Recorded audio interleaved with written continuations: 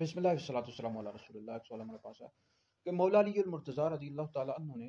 امیر المومنین خلیفہ سوم حضرت سیدنا عثمان غنی ذو النورین رضی اللہ تعالیٰ عنہ کے متعلق کیا ارشاد فرمایا، اور آپ سیدنا عثمان غنی رضی اللہ تعالیٰ عنہ کے سے کتنی محبت کیا کرتے تھے؟ دیکھیے اس حوالے سے کتاب ہے الموافقہ بین اہل البیت والصحابہ، اس میں موجود ہے کہ حضرت سیدنا مولا علی المرتضیٰ رضی اللہ تعالیٰ عنہ ارشاد فرماتے ہیں کہ حضرت سیدنا عثمان غنی رضی اللہ تعالیٰ عنہ یہ نبی کریم علیہ الصلوۃ والسلام کے داماد تھے، اور نبی آپ کی زوجیت میں نبی کریم علیہ الصلوۃ والسلام کی دو شہزادی ہیں،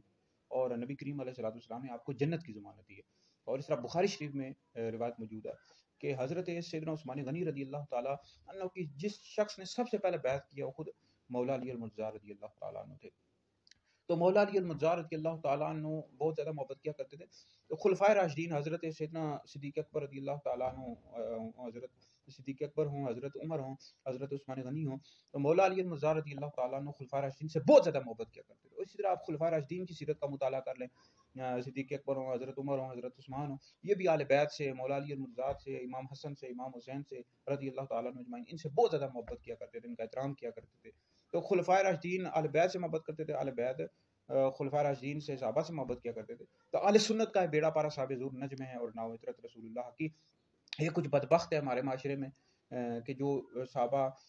کے خلاف بھونگتے ہیں، گالیاں ان کو دیتے ہیں معاذ اللہ، اور کہتے ہیں کہ اہل بیت سے نفرت کرتے ہیں، اور یہ بھی کہتے ہیں کہ اہل بیت صحابہ سے، خلفائے راشدین سے نفرت کرتے تھے۔ ایسی کوئی بھی بات نہیں ہے بھائی، آپس میں محبت کرتے تھے، اور ہمیں بھی حکم یہی ہے کہ ہم صحابہ اور اہل بیت، خلفائے راشدین سے، اہل بیت، ان سب سے محبت کریں، عشق کریں۔ اللہ تعالیٰ نے صحابہ اور اہل بیت دونوں سے محبت کرنے کی توفیق اور رحمت عطا فرمائے۔